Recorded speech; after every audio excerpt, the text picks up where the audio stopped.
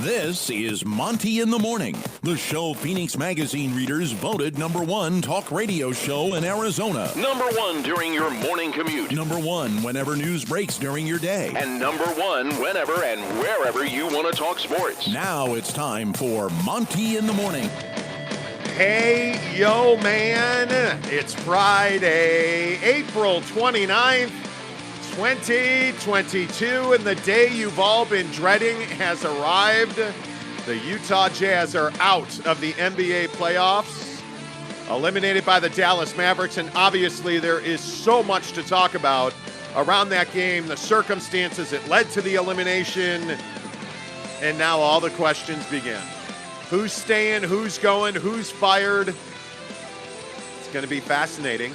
And while we talk about that, why don't you go check out our affiliate links, because we are going to talk about the best snacks today.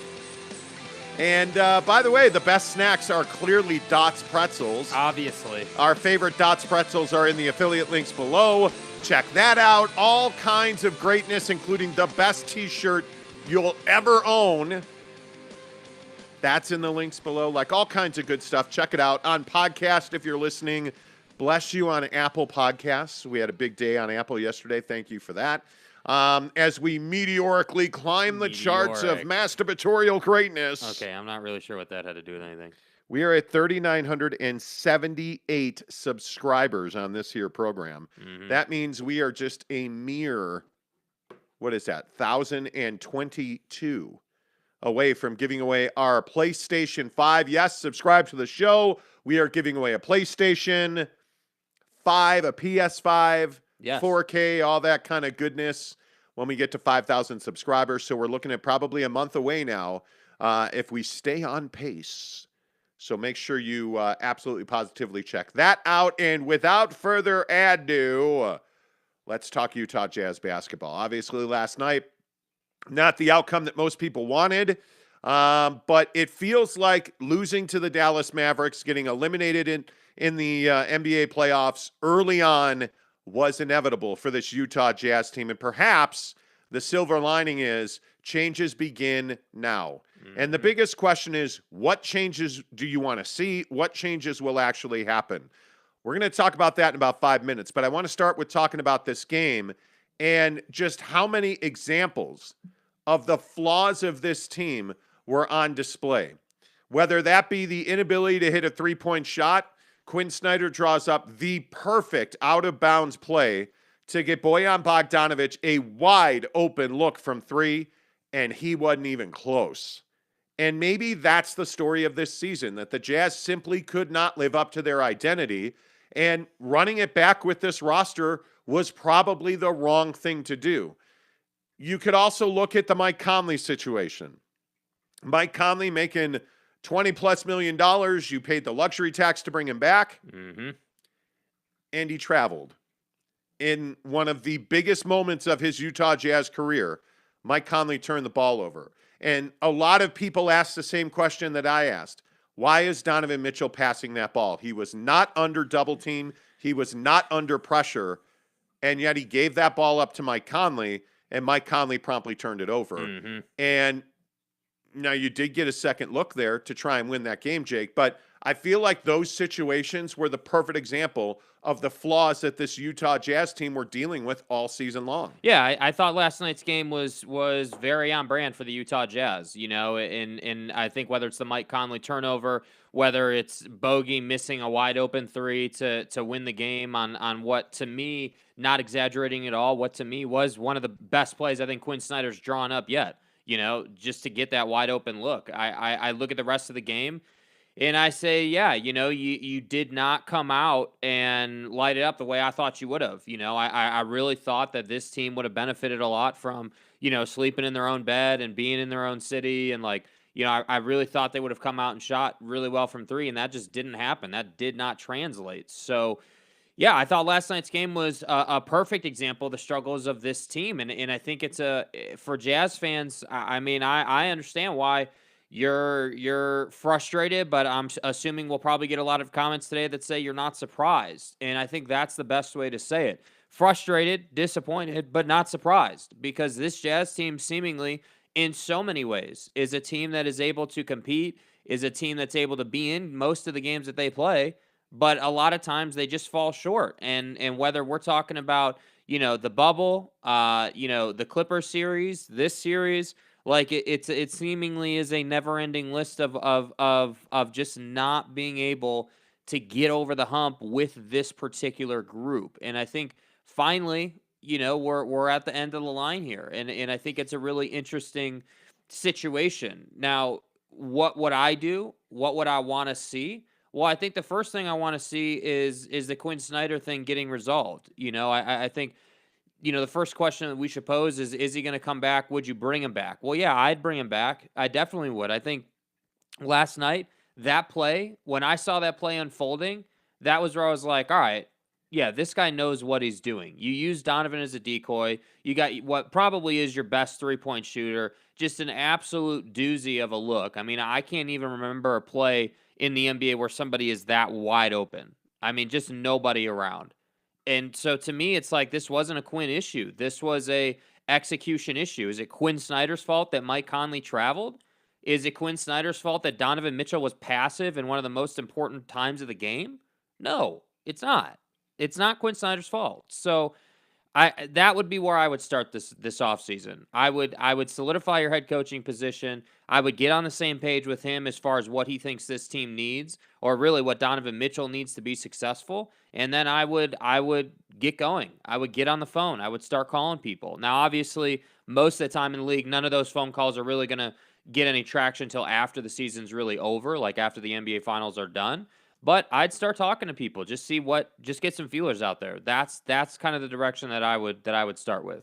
Yeah, I don't know that there's a quick answer for this. Honestly, I think a lot of people want to see change, and they want to see change now. And I'm telling you, this is not going to be a fast process. And I think if we're getting down to brass tacks, one thing I would point out that I totally agree with you on, why was Donovan Mitchell not in position in the last 3 possessions to really impact the outcome of those plays?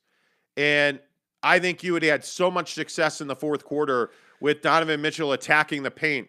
The Rudy Gobert dunk, the Bojan Bogdanovic corner 3. I mean, just repeatedly, Donovan Mitchell driving the paint, setting up his teammates, repeatedly pulling down rebounds, sprinting down the floor, only to find out that nobody else was running with him. It to me is very clear that Donovan Mitchell's not the problem on this team. Age and athleticism is the major problem on this team. And I think the easy answer is trade everybody, burn this thing to the ground. I don't believe that they're going to trade everybody. I think there is a foundational trade coming. My sources tell me that that's going to be Rudy Gobert, that they're going to move Rudy Gobert. And I want to play this piece of audio from Rudy last night after the game, because I think this is a really critical. Maybe is it a misspeak? Did he not mean to say what he said? But a lot of people have glossed over the question of, or the answer to the question of Rudy Gobert and, his thoughts on Quin Snyder. I mean, I loved my time with Quin. Pause right there. Now, hear what he said. And we're going to play the full answer. But you really need to catch what Rudy Gobert says here. He did not say, I love my time. I love playing for Quin Snyder.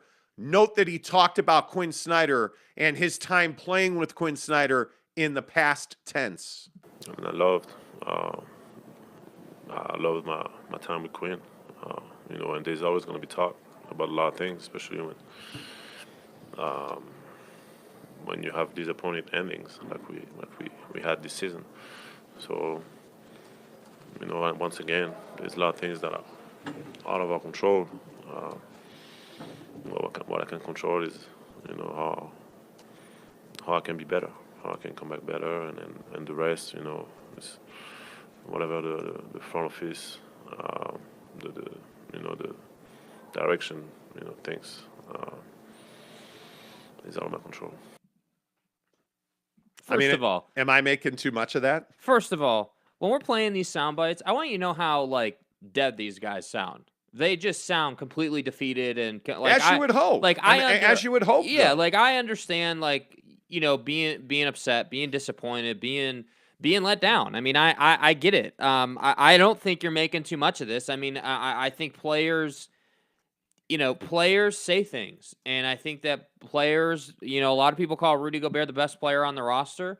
When Rudy says something like, I loved my time with Quin, that doesn't send a real strong message that these two are both going to be on this roster or on this staff, come tip off of camp, and I think that, I don't know, man. I think that Rudy hears the noise. I think that Rudy, understands what's going on this postseason and that he's probably going to get moved. I think Rudy gets it. Like, I don't think Rudy's naive.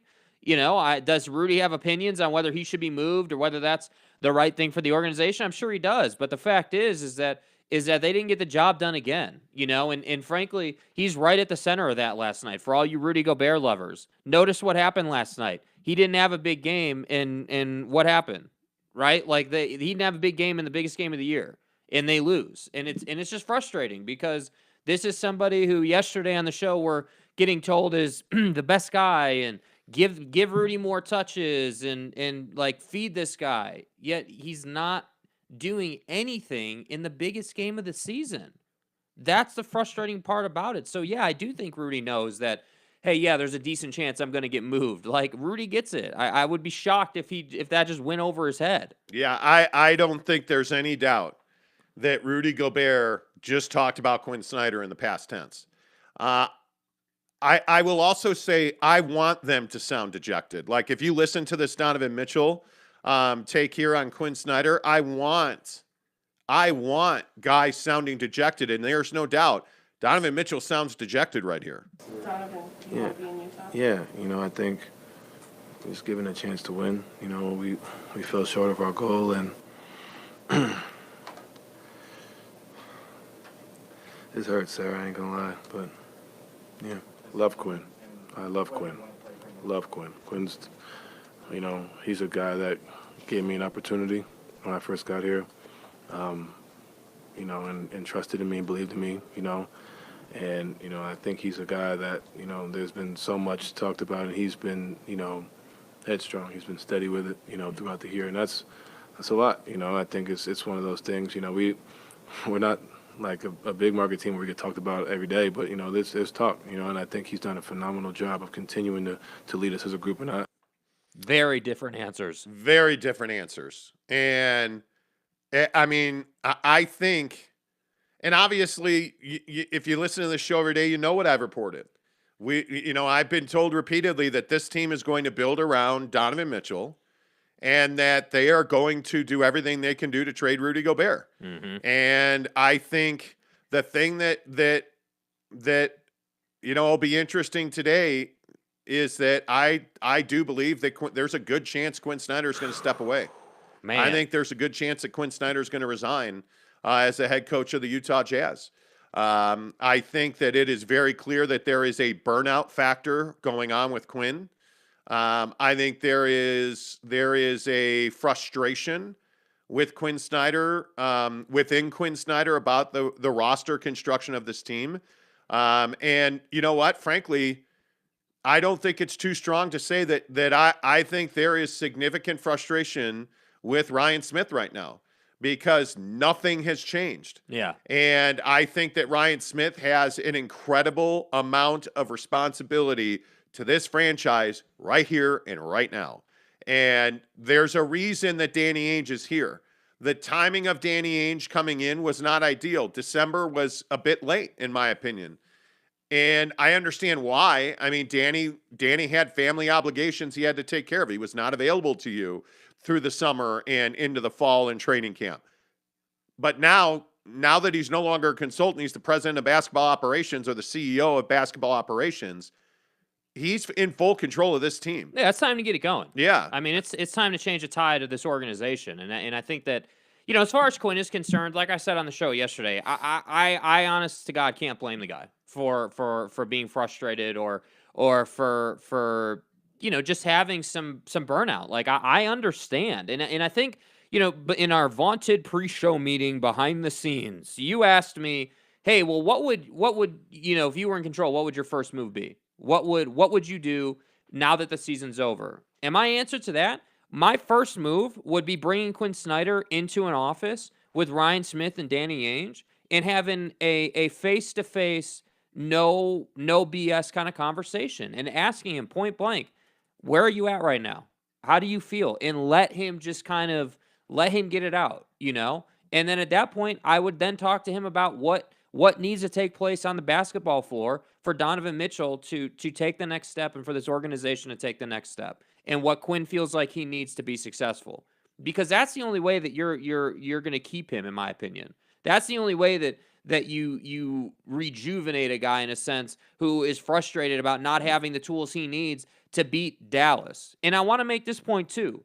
You got to understand, he just took Dallas with Luka, with all these guys, Dorian Finney-Smith, Reggie Bullock, right? With all of these guys, Jalen Brunson, all these tools to win basketball games. Quin doesn't have all those tools. You just took Dallas to game 6 on your floor to the last possession, basically to the death. And you didn't have really probably, 3/4 of what Dallas has? Quin's a good coach. He is a good coach. Yeah, I think it is difficult for Jazz fans right now to separate emotion and basketball common sense.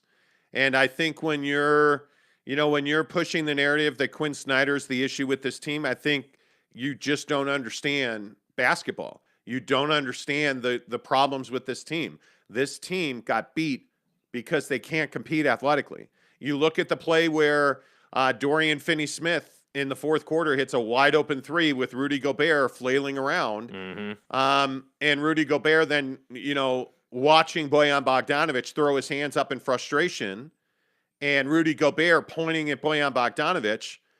My guess is Bojan was supposed to rotate up to Dorian Finney-Smith, and Rudy was supposed to go to the corner because Rudy was running to the corner. So either way, that shot was wide open and nobody had a hand up again. And it's repeated. Bojan Bogdanovic's inability to rotate, Rudy Gobert's inability or unwillingness to cover the three-point shot. That's why this team was so bad defensively on the perimeter. You can't possibly believe that Quin Snyder is a bigger problem than the roster. Like that just... I hope you understand what you have in Quin Snyder, because if Quin quits or you fire Quin Snyder, there's not an obvious replacement. You can't bring in a guy who has no head coaching experience and expect to win with this team. That's not going to happen. I mean, you have to have somebody that these players listen to and respect. And you have to have somebody that if you fire Quin Snyder, I don't know what you're hoping to upgrade to. Like, what do you think you're going to get that's better? I mean, the names that you constantly hear are guys like, Sam Cassell was talked about last night. Mm-hmm. Sam Cassell's not an upgrade over Quin Snyder. Sam Cassell has 0 head coaching experience. 0, none, not even a little. He's an assistant coach. What does he bring that Quin Snyder does not? That's the question. If you hire a guy with 0 experience, you're going to have growing pains. You can't afford that. This is a team that needs to win now. This is a team that's very limited. And the question that I have is, if you're in the fire Quin Snyder camp, what would you have done differently? Sure, would you have played the young guys? Yeah, maybe. That's the one criticism that you can justifiably level against Quin Snyder, is that he did not play the young guys. He is not somebody that's going to play, a guy like an Azubuike, even though I felt like Azubuike was getting minutes before he got hurt again. Yeah. I look at Jared Butler, who seems to be one of the most controversial Jazz players on the roster right now. I don't know. It's chicken or the egg. Like, Jared Butler was not really productive in the time he got. So he likely did not earn more minutes. So other than being the 41st pick in the draft, does that earn you more minutes? I don't know. They sent him down in the G League. I wish they'd have left him there for a month. I wish they would have let him play, 4 weeks of starters minutes in the G League and then bring him up when he's fully ramped. I don't know. But Jared Butler doesn't fix what's wrong with this team. He doesn't. I thought Quin Snyder made several very good adjustments in this series. I mean, until they absolutely lost their minds last night and stopped running offense, this team in the second quarter, that is the best that I have seen this team play all season long. And that second quarter was very clearly their best quarter of the series, especially offensively. And why was that? Because Rudy Gobert was not in the paint. Rudy Gobert was in the corner. He was at the block extended so that he was out of the paint. It opened up room for guys like Jordan Clarkson and Donovan Mitchell, and they were getting to the rim. They were making their layups. And then they just stopped doing that in the third quarter. And I don't understand it. I don't understand it. And in the fourth quarter, you stopped attacking the basket in the last 5 minutes of the game. And I don't understand that. And is that on Quin Snyder? No, it's not. It's on the players. When you lose the way this team lost, it's not a Quin Snyder problem. He's making adjustments. Look at the rotations they used. Bringing Jordan Clarkson in for Mike Conley is exactly the right thing to do. And then bringing in Mike Conley and playing Don Conley and JC together, I thought was a really smart move. I thought taking Rudy Gobert off the floor and bringing in Eric Paschall, who immediately benefited you with 3 more possessions, was a really good move. I wish he'd have left him out there longer. He didn't. I wish he would have, but he didn't. And, everybody's saying, well, you got to protect the rim, and Rudy's your best defender at the rim. Ask Jalen Brunson about Rudy Gobert, the defender in the paint. Man. Ask the problem is, as Quin so eloquently pointed out, you have that Quin Snyder bite where he talked about them playing 5 out. I guess we don't, but they can, and this is a buzzword I think people love to throw around. Oh, they were playing 5 out. What that means is they didn't have anybody in the paint. The Dallas Mavericks spread the Utah Jazz out. And Rudy Gobert is exposed in that set. But what do you want Quin Snyder to do? I would have liked to have seen Eric Paschall play a little more. Yeah. But he didn't. I thought Quin's adjustments worked very well in especially last night. I thought they were on display. It's not Quin Snyder's fault that this team can't knock down a 3. Yeah.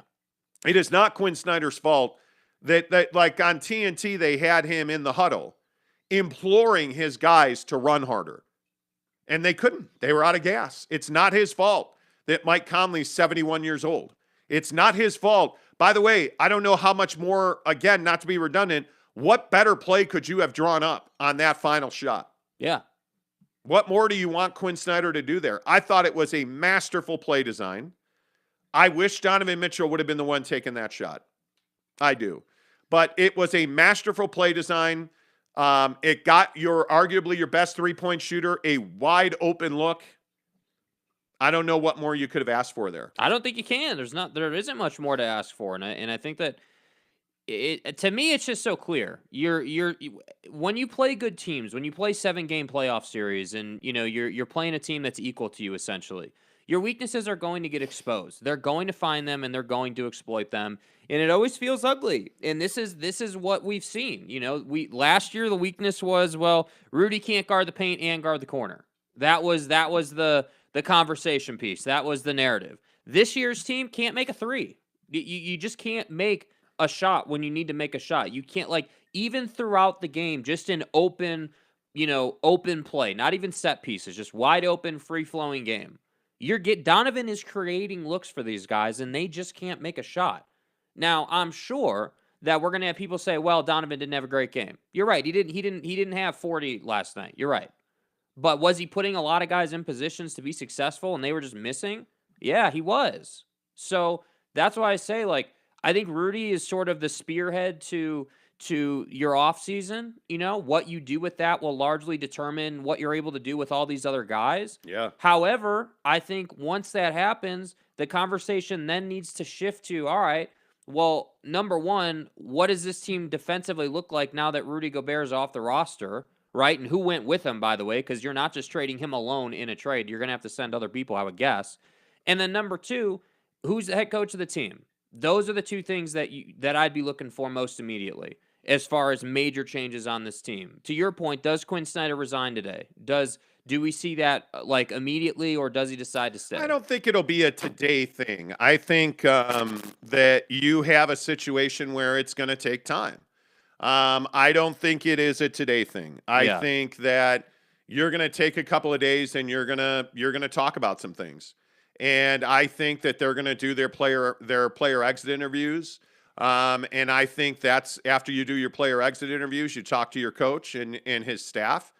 I think the one hole in the coaching staff here is, a real solid player development guy.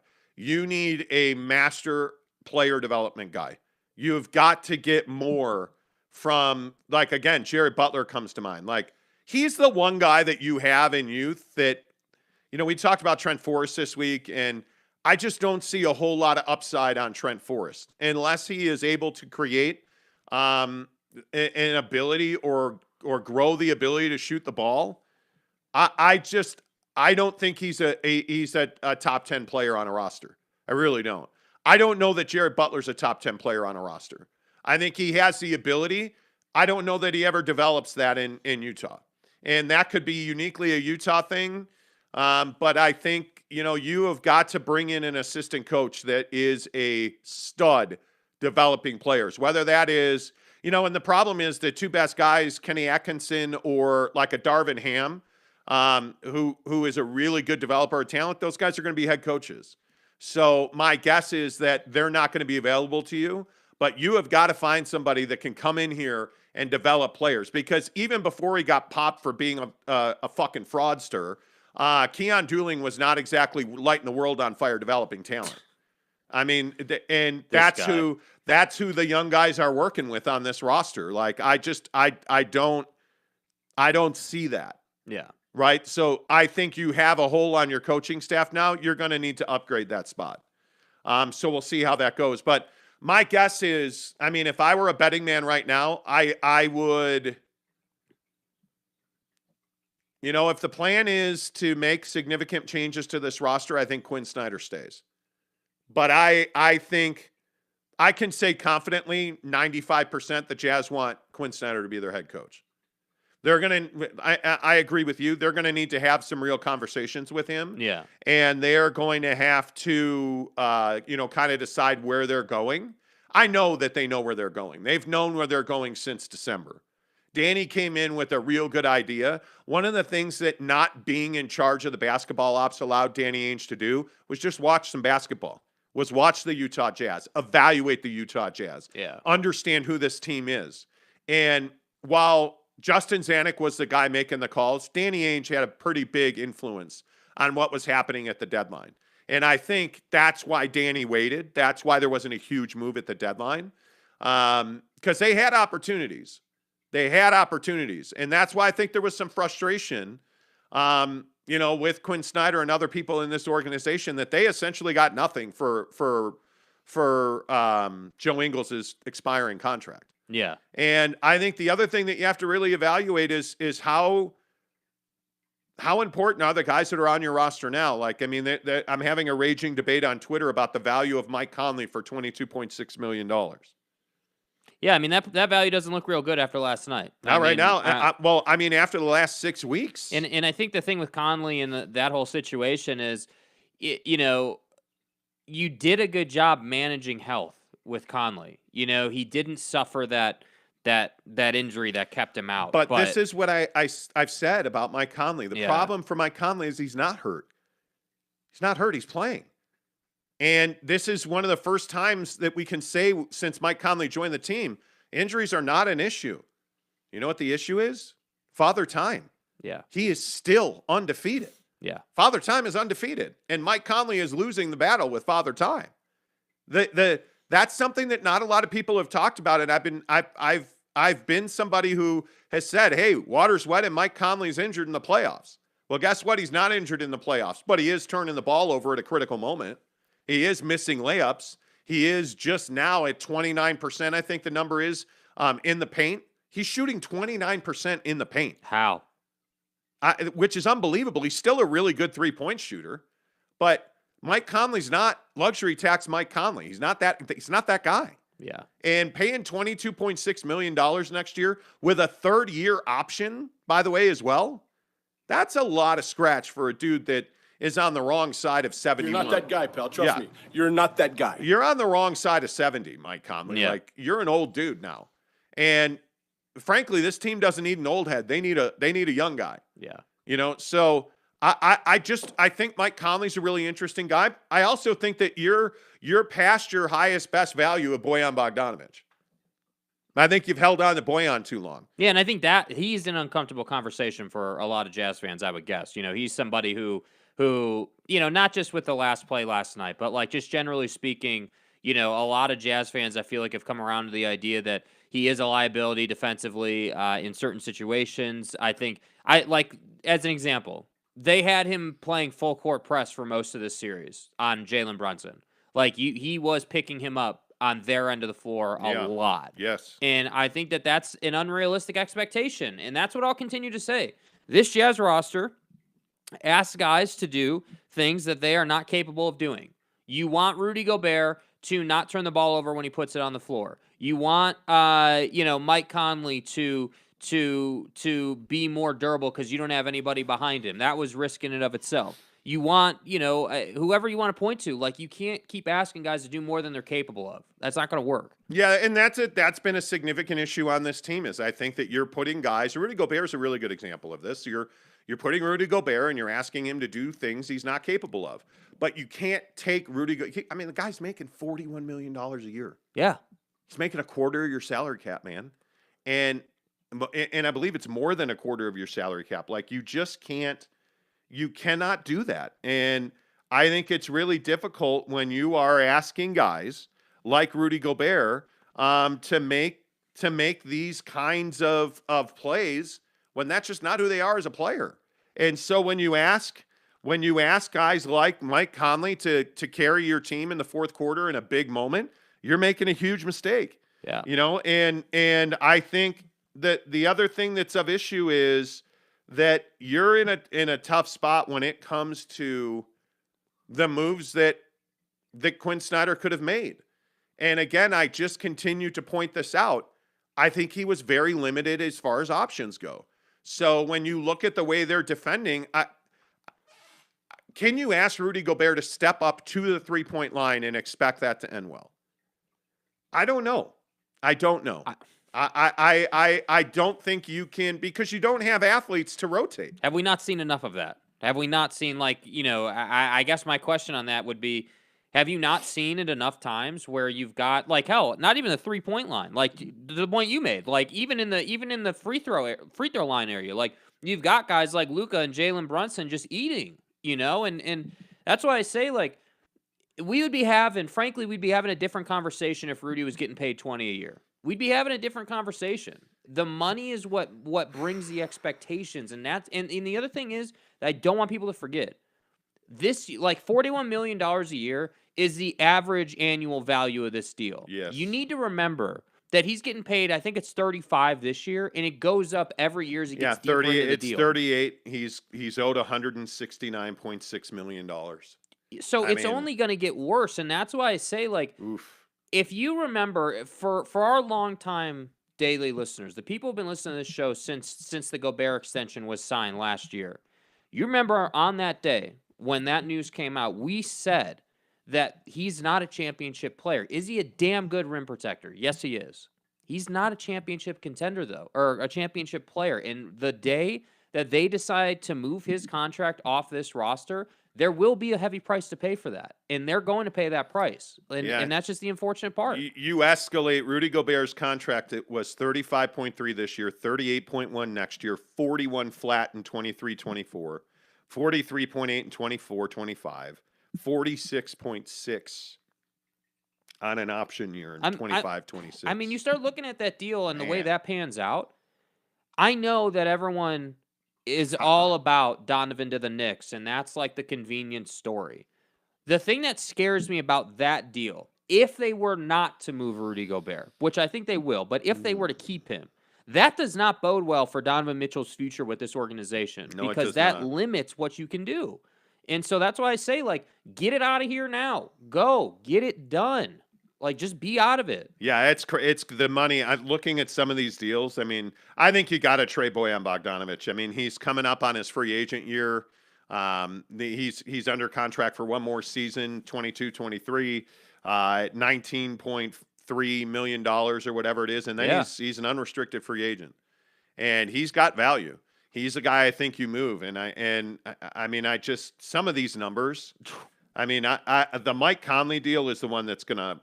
That haunts you. It absolutely haunts you.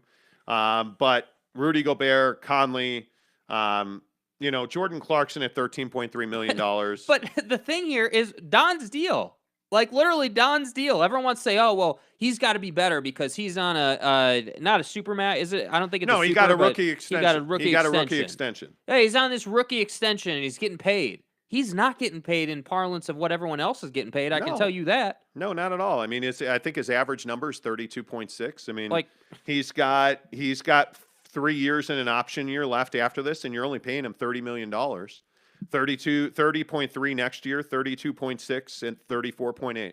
And his option year is $37 million. I mean, for your leading scorer, your number one guy, your star player, that's good money. That's a very good contract. And it's the extension to his rookie deal. I mean, it was a no-brainer at the time you did it. It's a no-brainer now. I just there's not an easy answer here. And like the thing that's amazing to me is that everybody wants more from Donovan, but if you want more from Donovan, you have to give him more around him. That's the crux of the argument. Let's get your comments in here this morning as we talk about the Jazz losing to the Dallas Mavericks last night. They're eliminated from the playoffs. And again, I would remind you, an era of Jazz basketball came to an end last night. Yeah. When Bojan missed that three, an era of basketball came to an end. Good morning, and Garci. Savage says, so you guys turned out to be correct about Daniel House. He is a 0. Yeah. Well, I wouldn't say he's a 0. See, don't get carried away. Don't swing to Donovan sucks, Rudy's terrible. Like, you're in the NBA, you don't suck. You're in the NBA, you're not a 0. Daniel House is a victim of expectations. Daniel House came in here and people expected him to, I don't know, do what? He's a journeyman. Jesus, if that's not the theme of this team. They're a victim of their expectations. Of just overinflating of expectations. Yeah. I mean, that's really the issue. And I think what you see is that, like Hernan Gomez is another guy that is like a fan favorite, and he's amazing. And I thought he actually outplayed the expectation. I mean, when they brought him on, I think he did. Like, this is a guy that they said, that the local media talking heads said that was going to be just a guy that was going to sit on the end of your bench through the rest of the season and not give you anything. And this is somebody who frankly was getting, for a guy like him, some pretty major run. I mean, I'm not saying he's playing 30 minutes a night, but he was getting some really, long exposure and making some threes and doing some things. So I thought he outplayed his expectations. Man, Donovan Mitchell, that play to Bojan Bogdanovic where he drove and kicked in the corner, the highlights are on in the background here. That play was unbelievable, but it is just so disheartening. The Jalen Brunson three-pointer out of the corner where Bojan just didn't get there. Like the defense last night on the perimeter was just, it's so bad. And this play where Donovan gives the ball to Mike Conley should have pulled up for a three. He was go and get fouled. He was wide open. Well, and after the game, both Bojan and Mike Conley said, and this is another issue with the Jazz. Dude. Bojan and Mike Conley last night both said that they changed their decision-making because they weren't getting calls. Bojan Bogdanovic straight up said he didn't go to the basket for 2 at the end of the game there because he hadn't gotten a call all series long. Well, that's and I'm just like, inexcusable, are you dude. kidding me? I mean, look, I don't have a problem with them shooting that three. Frankly, if you can get that kind of look with Bojan Bogdanovic, take it every time.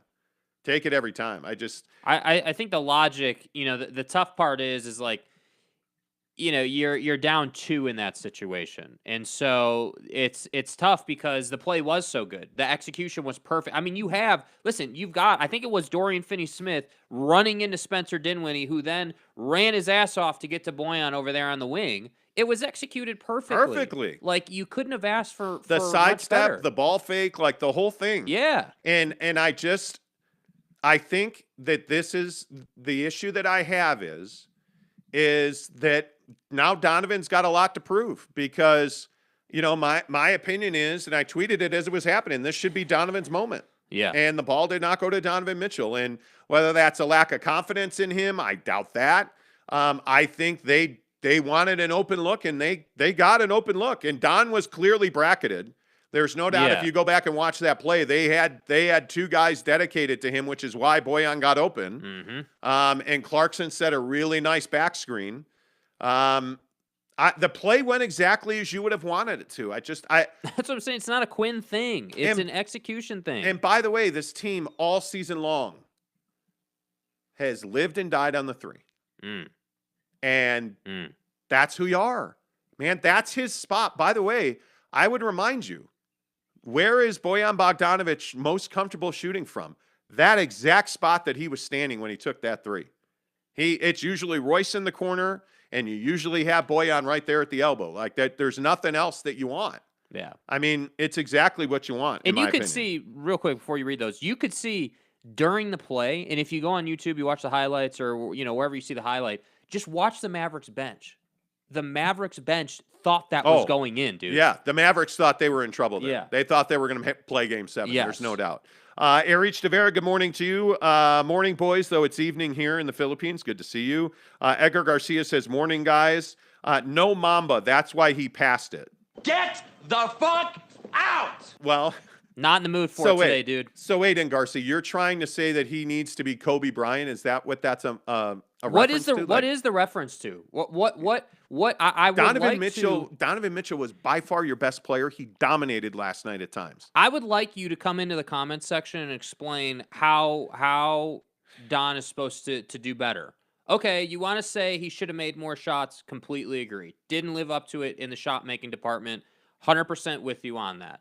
You want to say that his no, I think he's the same guy that says Donovan no D Mitchell, right? Like Donovan Mitchell's defense has been better. He made better, 2 big defensive plays last night, and that's why I say I don't disagree. He's got some shortcomings. He needs development. In my opinion, we disagree on this just a touch. I don't think that Donovan Mitchell is in Jason Tatum, Devin Booker land. No, right not anymore. He's not because I think Devin Booker last night is in the midst of one of his worst games in the playoffs because he's coming back from an injury. You can see his legs are not underneath him. Shooting air balls last night, bro.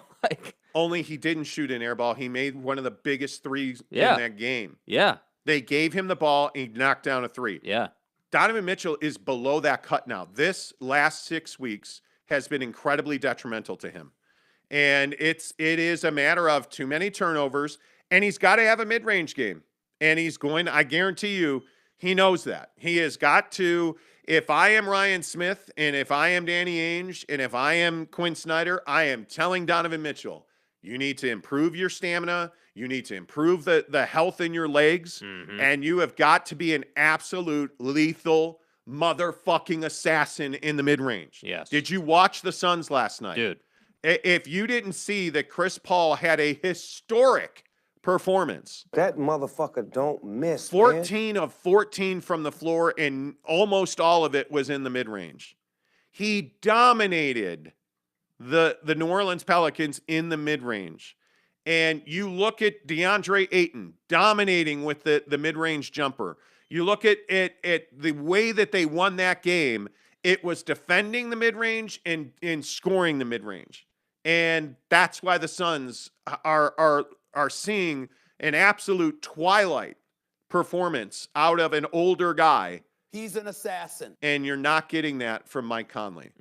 Because Mike's not a mid-range player. Yeah, see, and I was going to say that earlier when we were talking about Mike, the CP3 Mike conversation and comparison. Oh, it's one that happens all the time. And it needs to continue to happen. And look, I get it. Chris Paul is a better player. Like he has been. He's done more. He is arguably, and Chris Paul is an interesting discussion. He's arguably the best point guard in the history of the NBA. Yeah. If he wins a championship, there's no doubt in my mind he'll be known as the best point guard in the history of the NBA. Yeah. Because do you understand what he's doing?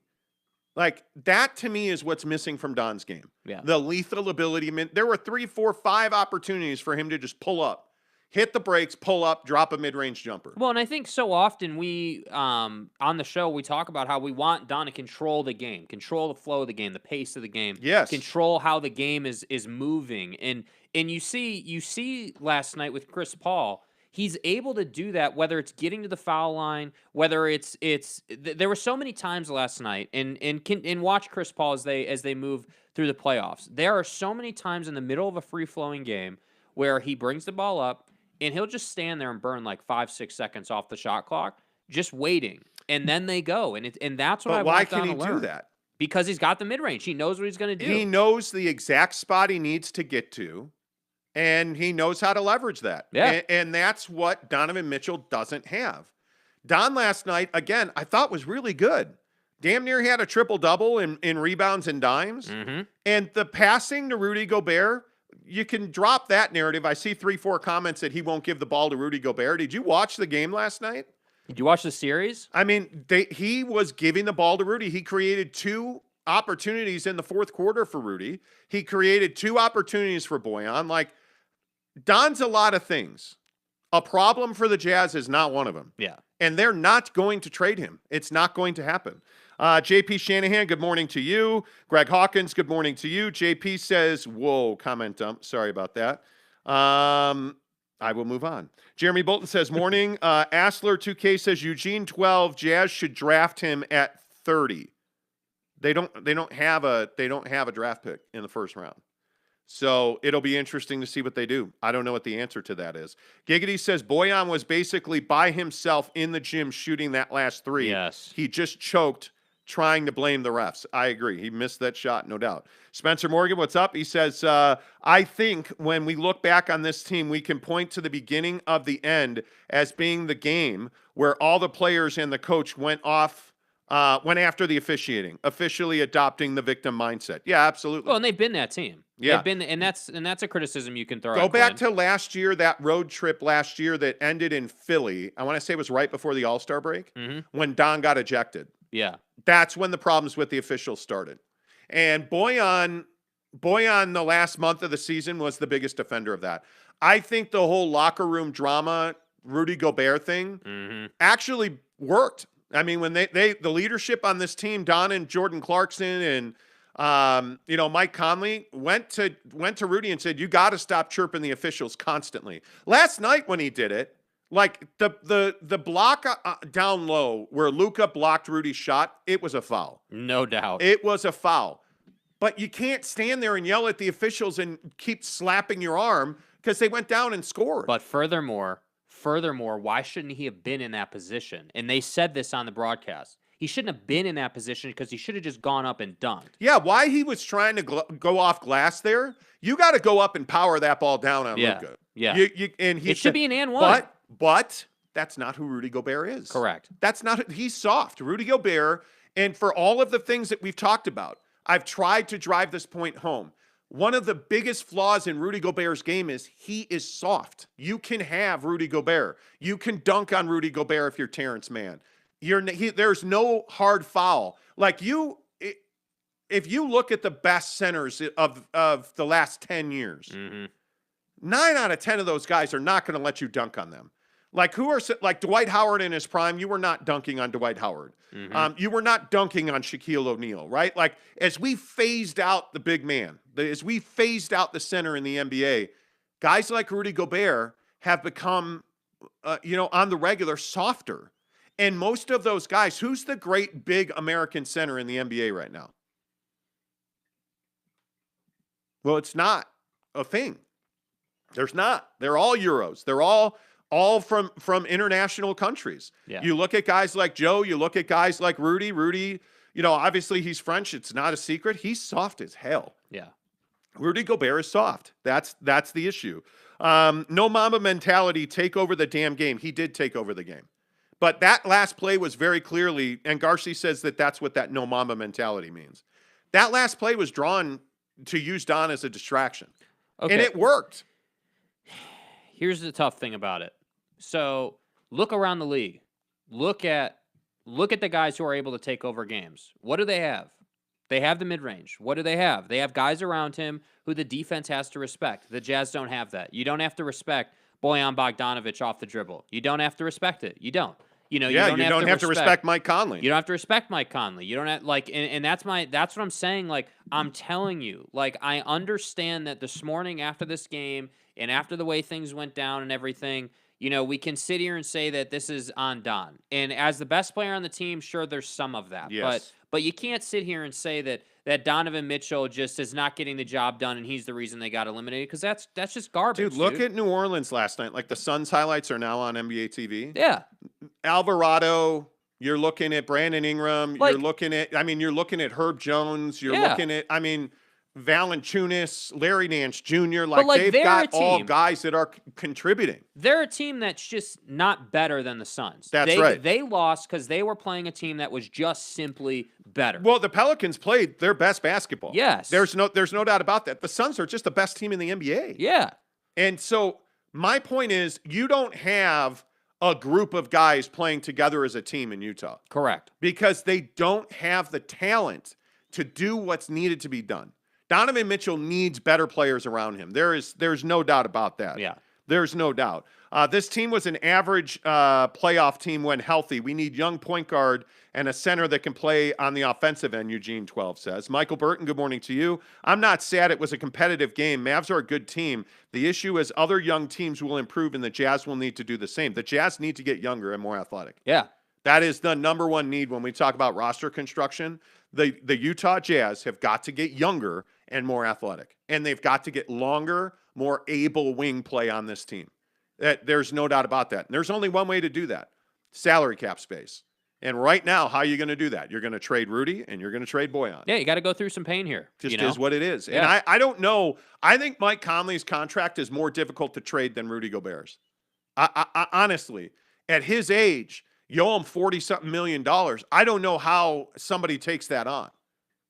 I don't know how somebody takes that on. It was the before they signed that extension with him, the rumor mill was that Dallas really was high Dallas on and the Lakers were the two places he'd have likely ended up. But Dallas ain't an option anymore because there's somebody named Jalen Brunson who's filled that role. Yeah, and look at the way Dallas plays. They play with 3 point guards: Spencer Dinwiddie, Jalen Brunson, and Luka Doncic. And then you've got Bullock and Finney-Smith that can knock it down at any time. And Tim Hardaway Jr. is injured and not even playing. That's crazy to think about, too. I mean, that team is going to be good for a long time. Yeah. So that's what the Jazz are missing. Giggity says Jazz fans think every game Don should play like CP3 last night.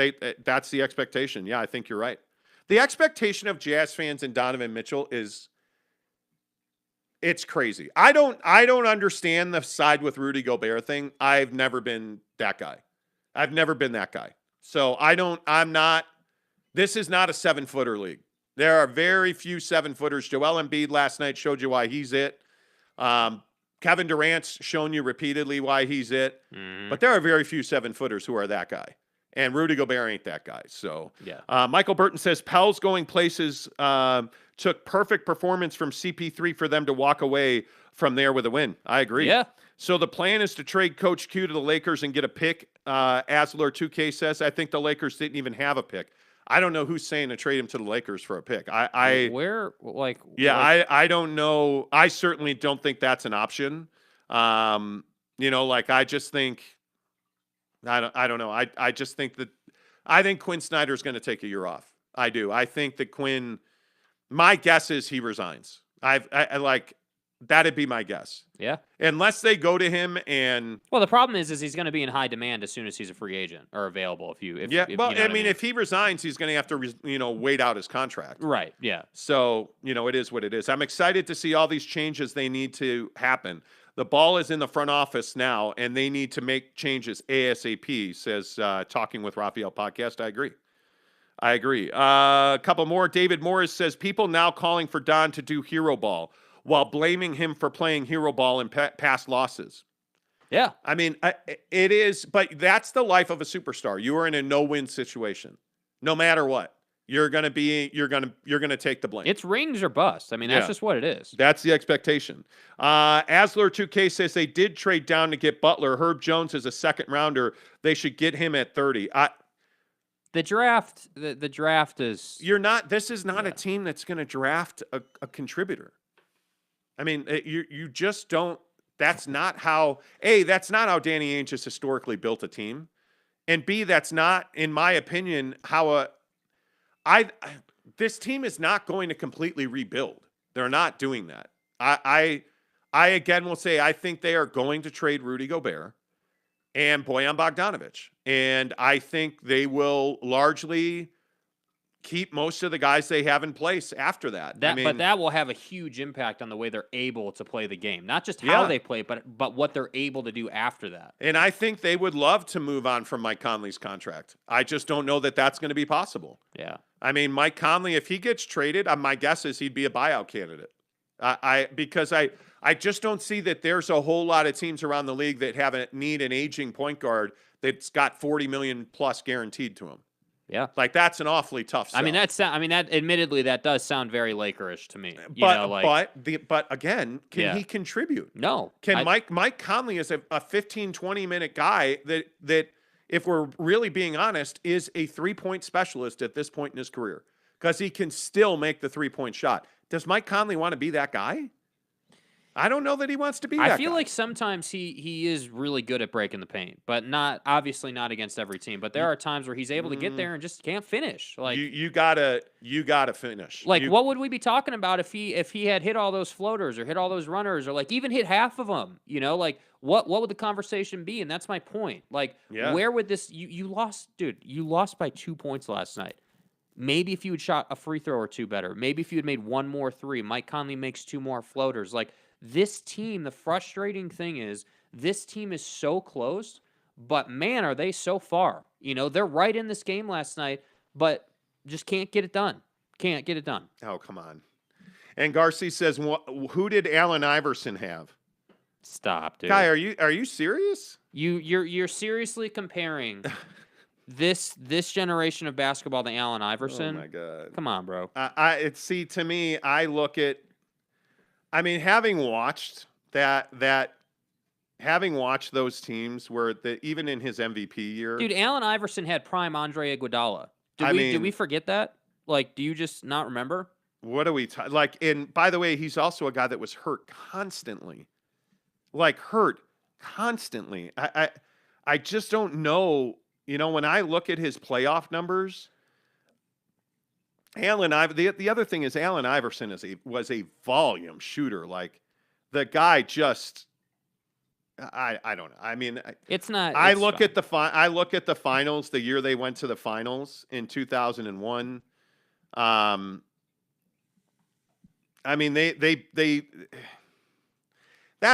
awfully difficult. I mean, they had a Hall of Fame coach. Larry Brown, I think, was the coach of that team. And if you look at the guys that really contributed to that team, like Dikembe Mutombo, Theo Ratliff. You forget about Theo Ratliff. You forget about, who are we? Like this, that was a good team. Like that, but Allen Iverson, if I remember right, Allen Iverson, and I couldn't look it up, but I want to say Allen Iverson in that year was like a 30-point a guy night, and he was their scorer. He was. He averaged 30 points. Theo Ratliff averaged 12. Deke averaged 11. Aaron McKee averaged 11. They won with that team, that particular team. For Iverson, they were just they came out of a pretty weak Eastern Conference. He was a superior player. If you look at that Lakers team, the Lakers team that won that championship.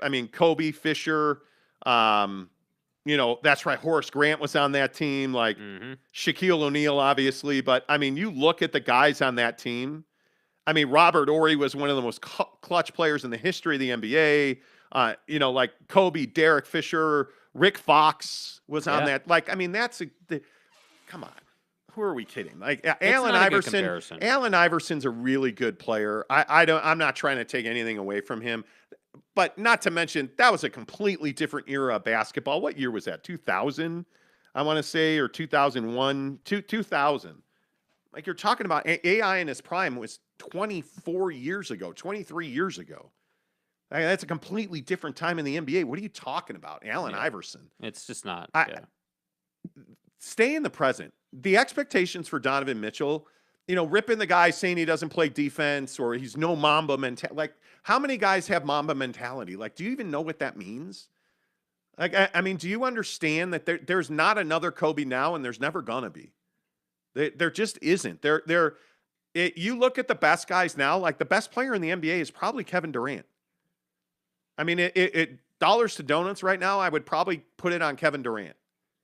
And how many other Kevin Durants are in this league? Yeah. That can do what you want to talk about a lethal mid-range player. I mean, Donovan Mitchell's not even in his zip code. Yeah. I mean, Donovan Mitchell. And it's not a fair comparison. Come on. If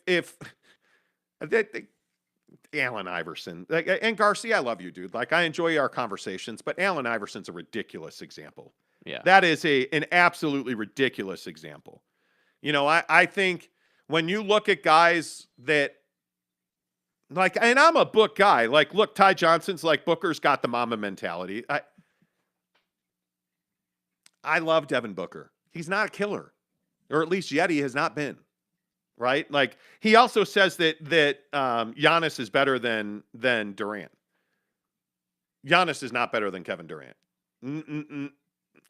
I don't know anybody that's taken Giannis over Kevin Durant. Kevin Durant took the Nets on his own to was that I think that was game 6 last year or 7, I can't remember. You're talking about not winning that series off of 2 inches because his foot is just too damn big. Giannis is not better than Kevin Durant, dude. Like, I got news for you. Like, Kevin Durant, to me, and I'm a KD guy, sure, but I don't think anyone disagrees that Kevin Durant's the easiest, most efficient, purest scorer in the NBA. I mean, he can dominate anybody. It's not like you want to say Giannis can get to the basket or can dominate a game. Sure, absolutely. On work ethic alone, guys like Kevin Durant and like Kobe Bryant, and again, not to keep talking about what I've done, I covered Kobe the best years of his career daily. And that guy he's the most unique athlete I've ever seen. I mean, you got to stop comparing people to Kobe Bryant and Michael Jordan, and it's not a comparison. Like, I don't know how to make people understand. Like, and then Garcia's saying that AI was Mamba mentality. Guy, you don't know what Mamba mentality is. You were not even born when AI played. I mean, you're crazy if you think that Allen Iverson was on Kobe's level. You're crazy. Allen Iverson was in the club every night. Do you realize Allen Iverson, by some people's measure, was a functioning alcoholic playing the game in the NBA? Do you understand the guy's personal life was a wreck? He was unprofessional. He did not practice. He did not come to shoot around. Like, do you know how many days during the NBA Finals in that series we sat around waiting for him to just show up at the arena? Like, the team would be there. He would be coming from the hotel on his own because he was out the night before. You have no idea what you're talking about when you talk about AI was Mamba. You're lost. Yeah, it's not. It's not even Kobe. Casual. I'm not even justifying that. This team is hard to watch, Jackson Graham says. Yes, it is. Yes, it was. And Garcia says, okay, so the problem is that Jazz constructed a team from a 24-year-old blueprint because the Philly team is pretty much identical. It's not identical. It's not. Guy, it's not identical. It's not. Like, and Garcia, dude, you have no idea what you're talking about. That Philadelphia roster is nothing like this roster. They were built on bigs and defense and limited. Anyway. Ty Johnson says the Nets had 2 superstars and couldn't win a single game against the Celtics. And part of that is the mental part for the Nets. Kevin Durant was out of gas.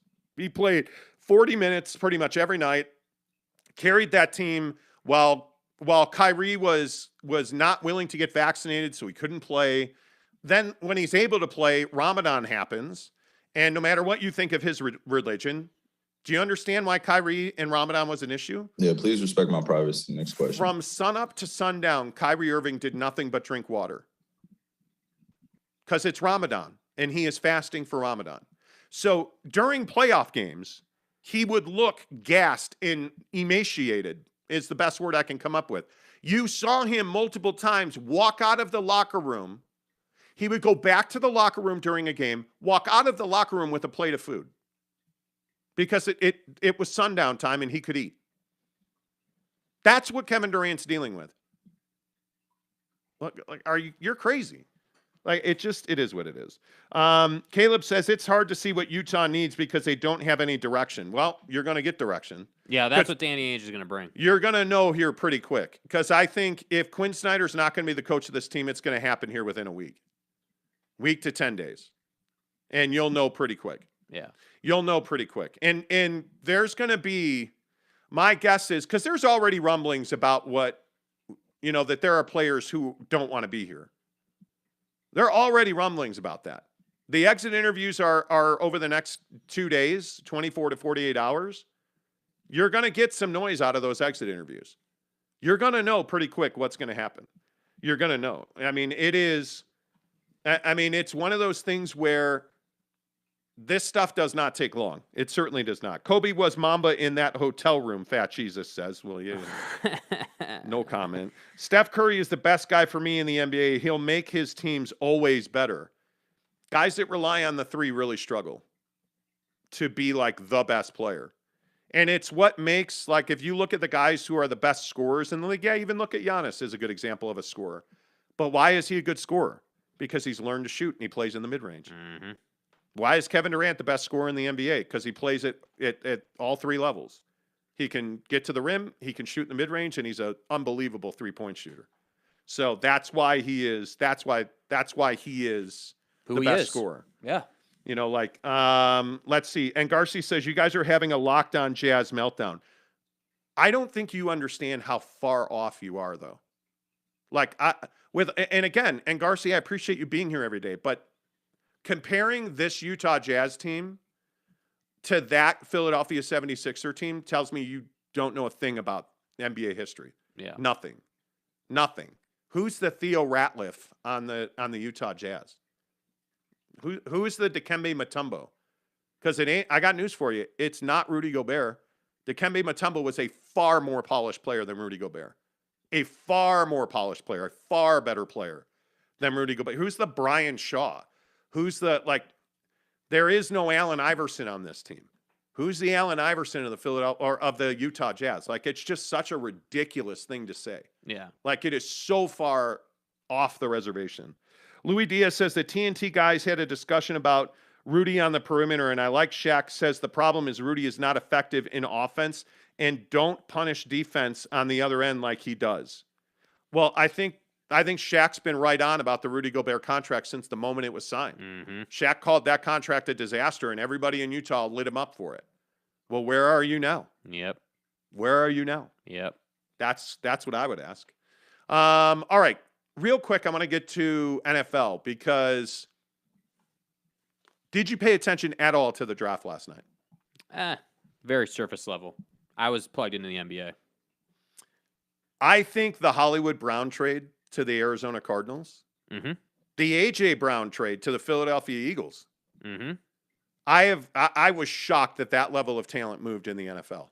Yeah, I think that those are two teams that are try-hard teams. Those are two teams that want to say they're contenders but haven't done a damn thing in recent memory. The Eagles are you're 5 years removed now or whatever it's been since the Nick Foles, playoff magic or whatever. It's been a minute now. We're past that era of Eagles football, and as far as the Cardinals are concerned, that's great. You went and got Hollywood Brown, and I think Steve Keim is doing his job, no doubt about it. Yeah. But I think you're built on a guy who's unproven and thinks he's better than he's proven to be. And he needs to show somebody in the NFL that he can stand in the pocket when it matters most and deliver the football. And Kyler has not done that yet. Kyler is too busy getting sacked in his own end zone and turning the football over. And that's just not going to work. I don't want to talk about Kyler's sack. Yeah. The point is, now Kyler Murray has one of the best wide receiver tandems in the NFL. And the excuses are getting fewer and fewer. And as much as Drunky the Clown, the general manager of the Arizona Cardinals, has struggled in the past, I'm interested to see what this does because it gives Cliff Kingsbury and his offense another weapon. And now it takes a lot more excuses away from Kyler Murray, who, by the way, is in a contract dispute with the Arizona Cardinals.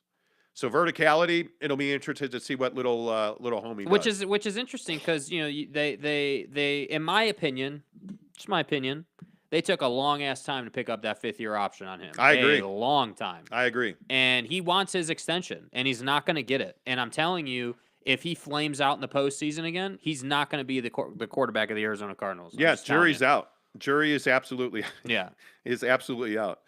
So an NBA guy I know that is listening to the show. Sources says that's the stupidest comparison I've ever heard. Allen Iverson wrecked multiple franchises. Tell that idiot to get off the show. Get the fuck out! I'm telling you, NBA guys know who Allen Iverson was. Dude. NBA guys know who Allen Iverson was. How many times did the owner of the Sixers have to pull him out of a strip club? Yeah. How many times did the owner of the Sixers have to rescue him from legal peril? Me? A lot. Okay. Just saying. Couple other issues here, and then we got to go because it's already 7:30 Mountain Time. Elon Musk sold billions of dollars in Tesla stock this week.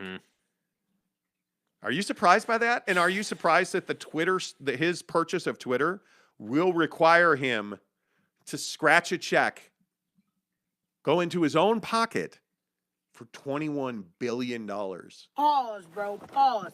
21. Maybe I'm in the wrong line of work. Elon Musk has to come up with $21 billion in equity, which means cash. Dude. For his takeover of Twitter. I'm for real. 21 billion. Can you imagine? I'm for real. Can you imagine the harem of hoes that I would have if I had 21? You better check yourself. My guy just said the harem of hoes. Dude, $21 billion he has to I know come what up time with. it is. I said, dude, can you imagine having the liquidity to get to $21 billion? You wouldn't be worried about supply chain. Dude, I mean, he's done well, no doubt. Are you kidding me? $21 billion. He's done well. He has. There's Mrs. Monty. Good morning. Yeah, he has to come up with $21 billion. I didn't want to join earlier because I didn't want to, give a really poor take about, someone that I don't know anything about. So. Man. Is that an Allen Iverson reference or? Maybe. Okay. Yeah. That's crazy. That's a number I can't even fathom. Yeah, dude, it's a ton. It is an absolute ton. And will most of us ever make $1 billion or ever be worth even $1 billion? No. Whatever. I would love to think that I would have net worth at some point at $1 billion, but I'm keeping it real, and I'm telling you I probably won't. Yeah, I mean. Yeah. But hey, babe, let's sell some stocks so that we can close. What are you, nuts? I'm hanging on for that stock split. And I love that Elon then tweets out, not selling any more Tesla stock because the stock price went down. Yeah. Oh my God. That guy's a baller. I'll give him credit. I mean, I love what maybe he's we doing buy so more far. Tesla stock. Yeah, we have Tesla stock. I don't know that I'm excited about him owning Twitter though.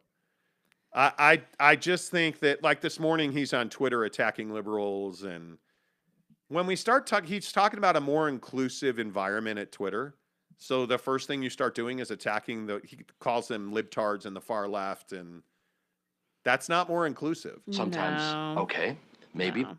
Yeah, like maybe sometimes. Maybe I'll attack him. Maybe I'll attack her. Maybe Yeah. I'll attack them. Like, it just, you know what? This is what I say. Like, Twitter is just a cesspool of haters. That's what It Twitter is. is. Like, It and is. it's not, I hate using Twitter. I hate Twitter. It's not fun to use at all. But it's a necessity for what we do. And that's the long and short of it. Jared Jensen makes a good point.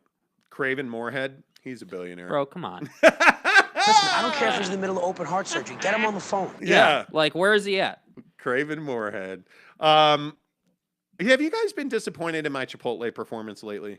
Wait, what does that mean? Like, I haven't been using the fake names like the Craven Moorhead name or... They let yesterday down. you couldn't even order your food properly. Okay, that's not true. A total it is, but wrong. It's fine. Like But wait, let's talk about Chipotle and their stupid fucking app for a minute, right? Like, this app is garbage. We're talking about Chipotle. Yeah, this app is garbage. I don't seem to have a lot of trouble using the app. Well, what did you say the other day? Oh, there's like 4 Taco Bell, Nacho Bell, Hernan Gomez is in my order. What the hell are you even saying there? Like the other day, did you not? You told me you had like a bunch of extra stuff in your order, right? There were extra items on the order, like when you I'm a sent me. carb eating motherfucker. So yeah, Oh, in the app, yeah. After you had placed your order, there was a bunch of repeat ones that showed up. So I deleted. But that doesn't mean that you in can't the app order your food properly. So the you app is click the dude, boxes. We're talking about the app. Dude, the app is balls. Let's just be honest. The app is balls. Like, and I like Chipotle. I've come back around from the E. coli butthole infecting nature of their food. And I actually eat Chipotle, well, pretty much every day. As you've learned from other meat items, just don't eat the meat, and you have a less chance of actually,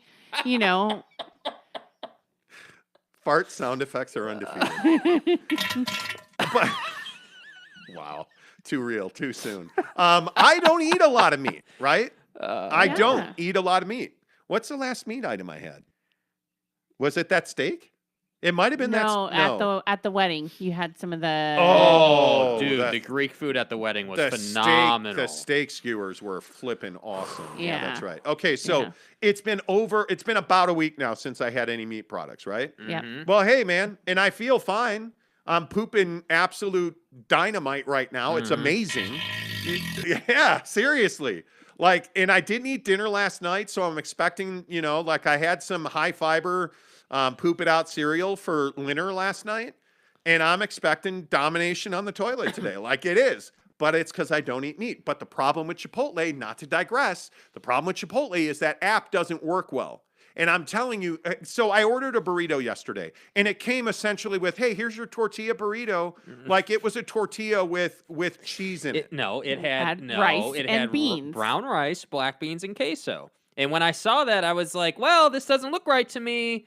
To your point, this will help your case. Yesterday, on the Chipotle app, you can send out a link to your friends, and they can put orders in your bag, and then you can order for everybody. So I do that for us. I get to the payment portion. I'm like, all right, great. I'm going to pick this up in like 10 minutes. It's in the app. It says we're unable to process payments at this time.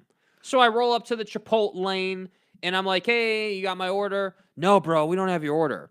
Then I proceed to go inside, and then I'm looking at your order, and I see rice, beans, and queso, and I'm like, what is this dude eating? Oh, the comments are amazing. Amazing.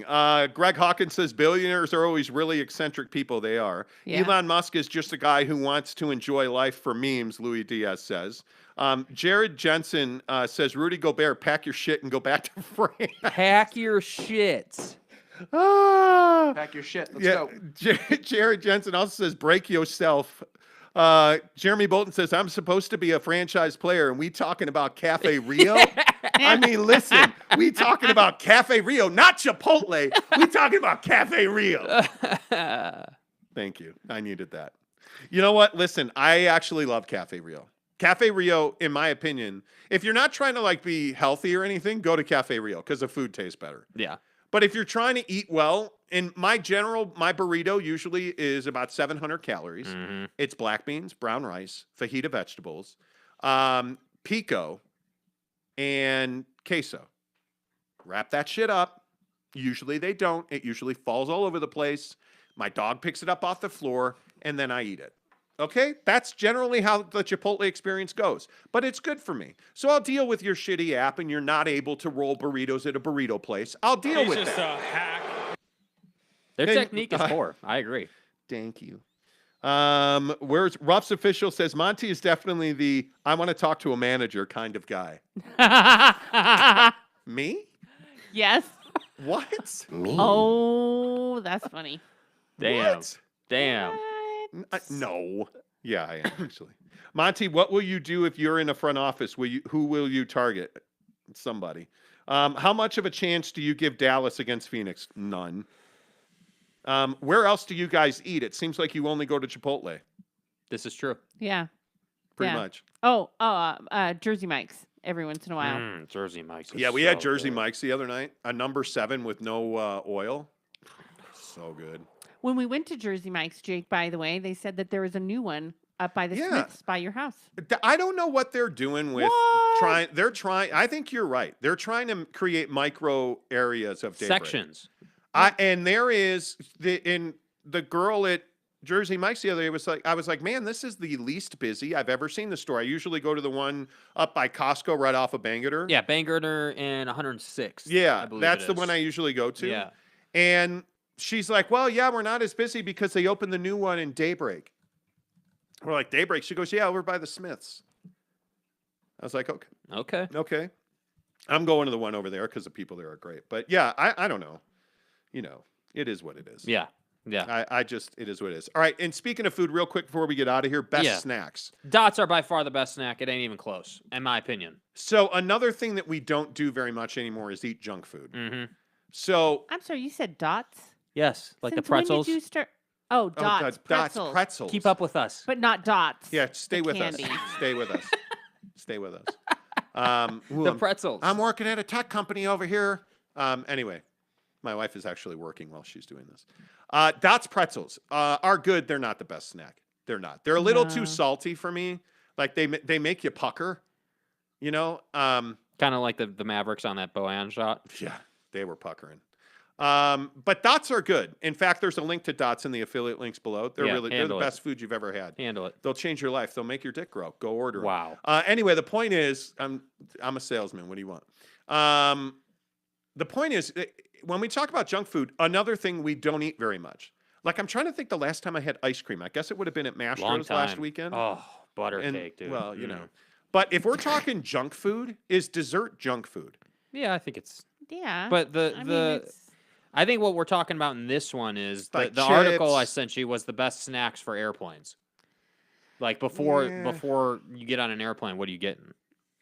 Oh, if I'm getting on an airplane, I'm getting either alcohol, gummy colas or gummy bears. Oh, peach sour peach rings. Yes, please. When we're talking about candy to snack on, exclude candy bars, please. I'll tell you what I do like that you and I are opposed to. I like me some chocolate covered cinnamon bears. Britt does not like cinnamon bears at all. So once in a while, like the ones that they have at Harmon's. They're the ones that are like, they're not like a gummy bear consistency. They're like a rubber gel. Like, I don't like the consistency. Yeah. If you had a gummy bear style cinnamon one where they're a little bit more firm and less. Yeah. Consistency is important. Yeah. I like chocolate covered anything. Really? Breast. It's great. There's something wrong with me today. I need to hit the reset button. But the point is, when it comes to junk food, I still say like Cool Ranch Doritos are undefeated. Oh, yes. Cheetos. I love Cheetos. Flaming hot or just regular? No, come on. Nobody likes flaming hot. Anything flaming hot. Nobody likes flaming hot. Yes, they do. No, they don't. Yes, they just comment say it. Comment section, flaming hot or regular? Stop. People who say they like flaming hot Cheetos are the same ones who are like, "Oh, AI, best player ever." I'm sorry, Ian Garcia. He says, "High five, everyone. Love the show. Love you too. Chips and good salsa." Giggity says, "I like Slim Jims." Ooh, snap! But Slim Jims give you like that hot gas, like like otherwise known as fire butt. Well, yeah. After you eat, yeah. Exactly. If you eat too many Slim Jims, if you snap into a Slim Jim, oh yeah, you're gonna have your farts are gonna be fiery. I'm telling you. And at that point, you can't trust them because trust me, I know about not trusting farts. Jeremy Bolton says, get the cinnamon bears from BYU's bookstore. Oh. Okay. I might get hit by lightning if I do that. Old people don't understand flaming hot. I'm not old. Dude, flaming hot's bomb, dude. Flaming hot with some ranch, fire. With ranch? Oh, yeah. Oh, yeah. God damn. Oh, yeah. I thought you were like a Cheddar Ruffles guy. I am. Cheddar Ruffles are good. They're good. Okay, Britt, your favorite chip. Mrs. Monty, your favorite chip is? Oh, if I'm getting into a chip, it's actually a Pringle. Oh, Pringles are A can of underrated. Pringles. But I like I love a good tortilla chip, right? Because I need my chips and salsa. I need that. But I like what's the one in the red bag we always buy? Not Don Julio. There's one in the red bag at Harmon's that's like Santitos or something. that's really good. Now, if you want to give me some pico, give me a bit of pico, give me some ranch, and give me those chips. I'll dip it in the ranch, dip it in the pico, and slam it down the hole. I'm good to go. Quote, slam it down the hole. You Hey, just man. mixed your ranch into your pico. Oh, it's I'm so not good. sharing Like, with what you. kind of technique is that? Oh, Ew. well, Wouldn't it be pico then ranch? No. The problem with that is then you get the pico in the ranch, and you can put the ranch in the pico because then you're just going to throw the pico out because nobody saves pico. 3-day-old pico ain't good for the boho either. So you just throw that stuff out. But when you dip it in the ranch, you scoop it in the pico, down the chute. It's as good as it gets. Ooh, high chews are amazing. Yes, they are. I choose Mike and Ike's and Reese's Pieces. Oh, John Jackson says Swedish fish and high chews. Yes. Greg Hawkins says flamin' hot with ranch. My God. Yes. Yes. Big Dog O-Town says good old boiled egg and mozzarella cheese stick. Best snack food ever. Low carb heaven. I do love boiled eggs. Those are bomb. Yanita's so not junky of you. Yanita's tortilla chips are for the win. The worst snack is when someone is eating trail mix next to you on the plane, Lovren says. I love trail. I literally was thinking in my head, like, if I was going to have something else on a plane, it would totally be trail mix. Not to be confused with Chex Mix. No. But the worst thing is when somebody's eating like something crunchy next to you and you ain't got none and they're like crunching in your ear. Yes. Oh, it's the worst. That's why you can never That's why you put your AirPods in and just turn your music on. Right, but what fun is that? Because the people next to you, you should share your chips with the person next to you so you don't completely piss them off. Because there's nothing worse. One of my biggest pet peeves is when people are chewing loudly. You should be punched in the face for that. You should, for sure. Dunk it, slam it down the hole. T-shirt, please. John will work on it. This conversation is making me hungry. I agree, Tanner. J-Rock says I always slam it down the hole. Don't all of us? Don't all of us? There's nothing like slamming it down the hole. Did it the other night in the hot tub. It is what it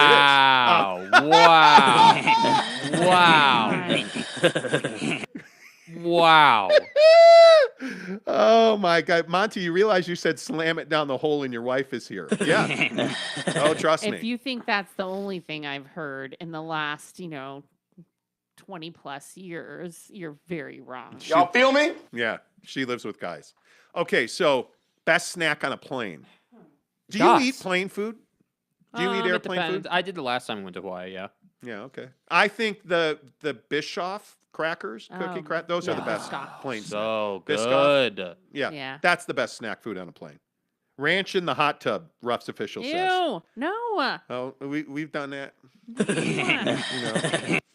Funny thing is, I didn't know ranch could swim like that. Yeah. Anyway, Erich Tavera says, and Jake would be, I'm never going in that hot tub. Yeah, I'm good. I'm Right? fine. What? Like the more that you talk about anything that happens in the hot tub, no one wants to come in our hot tub. Good, fuck off. Well, I'll go in the hot tub he's by coming in the myself. hot tub. Right, I'm in the hot. But we have a filter. Don't worry, and we just got a net for the hot tub is not cheap to own, by the way. No. The water bill, the electric bill, and I just paid like $35 for a brush and a net. Because my wife opened the hot tub the other day, she's like, there's some bugs in there, and there's some leaves in there, and my skin is soft and supple. I think that's HIPAA. So, she didn't say that. I didn't.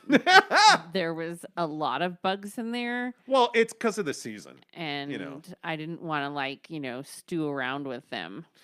Greg Hawkins says, I eat airplane food if it's an Asian airline. They have these full meals, which are decent for long flights. Haven't tried U.S. airplane food. Careful. We're flying Delta One Hawaii. Let's go. From the pandemic, the airplane food just went way down, and it's just not because they want to save money. Fat Jesus says, best plane snack, porn in the bathroom. What? Wow. Leave it to Fat Jesus. Oh man. Big Dog O-Town says best snack on a plane is whiskey, and more whiskey. Are any? I'm not a nervous flyer. Is anybody here a nervous flyer? No. No, not really. No. Not really. No. I'm not. But I mean, I'll still take free whiskey. Yeah. That's cute. I remember when I had my first beer. I remember too. Ruff's official says bugs because of the season or the seasoning. Bugs do like that. I'm actually flying first class on the way back from Seattle next week. I upgraded. Like they Ooh, I fly first class. We get deals like to upgrade our flights. The company does not pay for that. I paid. Yes, I realize. You know. No, I paid. No, it was only $90, and You're I was like, living you know off what? my money. Get out of here. I'm spending $90 on me. I'm worth it, and I'm going to have free cocktails on the flight back. Josh Levern says, I'm kind of impressed there hasn't been a Luca's mom snack joke. Nice work, everybody. Yeah, hey, she's available. She's available. The buffet at Luca's mom's house. I bring gum so my ears won't do weird stuff, Raphael says. Okay. I've never had sex on a plane, and I wouldn't. I don't think. Nah, I'm good. No, I don't think so either. You can play the music. All right. If we live through the trip out to the Salt Flats in the Jeep, we'll be back on Monday. I've been watching a lot of Jeep disaster videos lately. Well, don't make a fast turn when you're going 90 miles an hour. No. By the way, you're gonna roll. Spent another $1,000 on Jeep parts yesterday. So there should be a lot of Jeep content on social this weekend. Follow us on Twitter, Instagram, and TikTok. I am The Monty Show, MONTY, The Monty Show. Jake is SLC Supercars. Until Monday, Jake, enjoy the hot tub. Goodbye, Jake.